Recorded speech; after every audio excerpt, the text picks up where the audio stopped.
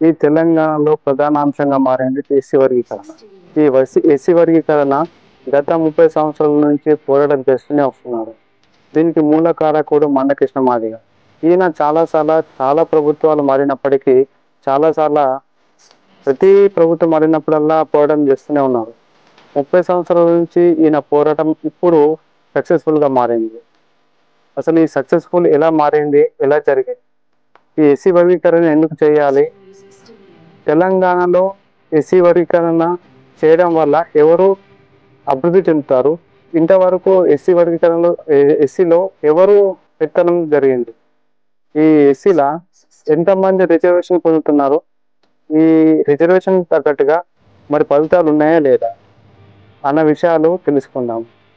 ఈ ఎస్సీ వర్గీకరణలో 2004 నుంచి ఇప్పటి వరకు కొట్లాడుతూనే ఉన్నారు ఎస్సీ వర్గీకరణ గురించి. అయినా కానీ ఇప్పటి వరకు ఎలాంటి స్పందన లేదు. రీసెంట్గా సుప్రీంకోర్టు కూడా ఎస్సీ వర్గీకరణ గురించి న్యూస్ కూడా రిపోర్ట్ చేసింది. దీని గురించి ఈ ఎస్సీ వర్గీకరణలో ఎన్ని సబ్ క్యాస్ట్లు ఉంటాయి, అదేవిధంగా ఏ సబ్ క్యాస్ట్కు ఎంత రిజర్వేషన్ అమలు చేశారు, ఇప్పటి వరకు ఏ క్యాస్ట్ ఎక్కువ మంది రిజర్వేషన్ పొందారు అన్న విషయాలు అయితే ఈ వీడియోలో తెలుసుకుందాం. అయితే ఈ వీడియో ఇప్పుడే చూసినట్లయితే మీరు మా ఛానల్ సబ్స్క్రైబ్ చేయండి, అదేవిధంగా లైక్ చేయండి, షేర్ చేయండి. ఇది ఆలస్యం చేయకుండా టాపిక్ అయితే వెళ్ళిపోదాం.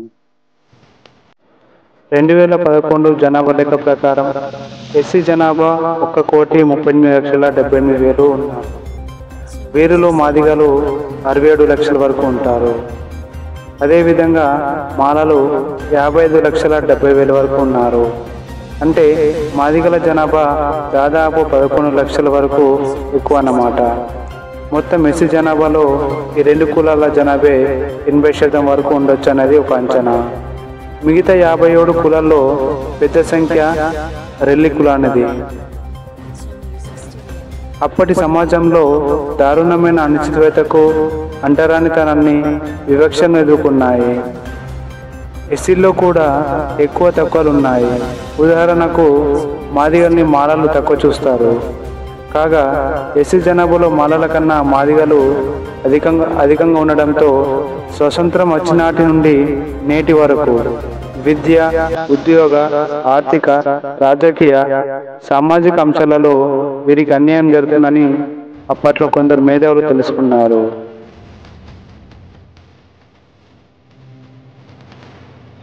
డెబ్బై శాతం ఉన్న మాదిగ ఉపకులాలు 10% రిజర్వేషన్ ప్రయోజనాలు పొందుతుంటే 30% ఉన్న మాలలకు 90% అందుతున్నాయని వారి అభిప్రాయం.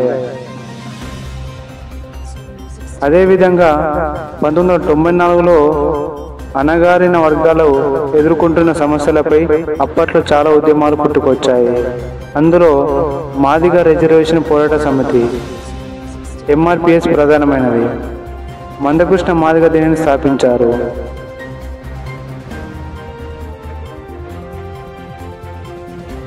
ఈ నేపథ్యంలోనే ఎస్సీ కులాలను ABCD గ్రూపులుగా విభజించి ఆయా కులాల జనాభా నిష్పత్తి ప్రకారం 15% ఉన్న రిజర్వేషన్ కోటాను పెంచాలని డిమాండ్ చేశారు. బీసీల్లో ఉన్న ABCD వర్గీకరణ మాదిరిగానే ఎస్సీ కులాలను కూడా ABCDగా వర్గీకరించి అన్ని రకాలుగా నష్టపోతున్న మాదిగలకు న్యాయం చేయాలని మందకృష్ణ మాదిగ కోరారు. కానీ ఏ ముఖ్యమంత్రి కూడా ఈ అంశంపై ముందడుగు వేయడానికి ప్రయత్నాలు చేసింది లేదు. 2004 వరకు అప్పటి చంద్రబాబు సర్కారు SC/ST వర్గీకరణను అమలు చేసింది. అయితే మాల మహానాడు వర్గీకరణను వ్యతిరేకించింది. దీంతో 2004లో ఆనాటి రాష్ట్ర ప్రభుత్వం సుప్రీంకోర్టును ఆశ్రయించింది.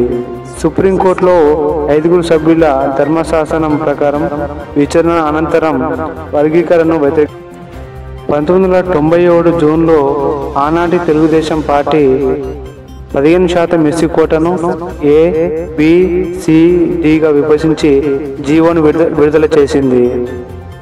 ఏ గ్రూపులో రెల్లి కులాన్ని, దానికి సంబంధించి అనుబంధ కులాలు మొత్తం 12 కులాలను కలుపుతూ 1% కోటాను ఇచ్చారు.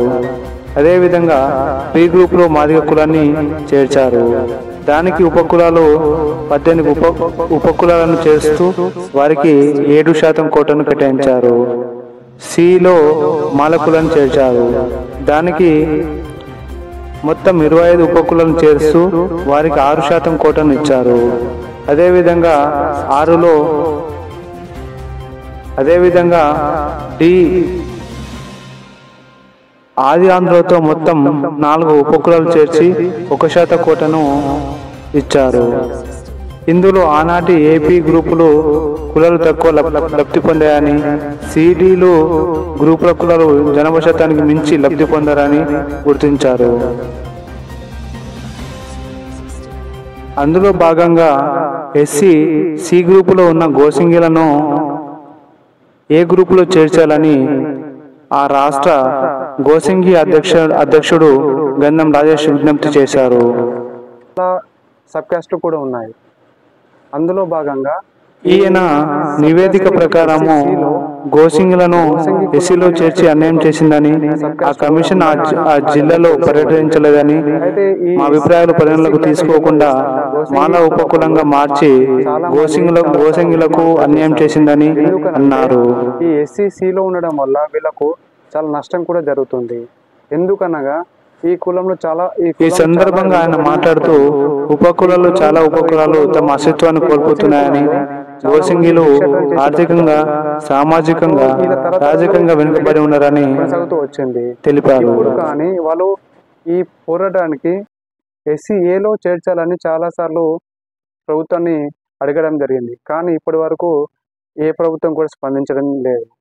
ఈ ఎస్సీ గోసంగి కులాన్ని ఎస్సీఏలో చేర్చడానికి ప్రభుత్వం అంగీకరిస్తుందా లేదా అనే విషయాలు కూడా తెలుసు. ఈయన నివేదిక ప్రకారము గోసింగులను ఎస్సీలో చేర్చి అన్యాయం చేసిందని, ఆ కమిషన్ ఆ జిల్లాలో పర్యటించలేదని, మా అభిప్రాయాలు పరిగణలోకి తీసుకోకుండా మాల ఉపకులంగా మార్చి గోసింగులకు అన్యాయం చేసిందని అన్నారు.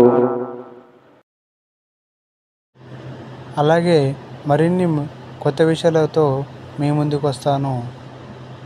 మా ఛానల్ నచ్చినట్లయితే సబ్స్క్రైబ్ చేయండి, అలాగే లైక్ చేయండి, షేర్ చేయండి. Thank you for watching.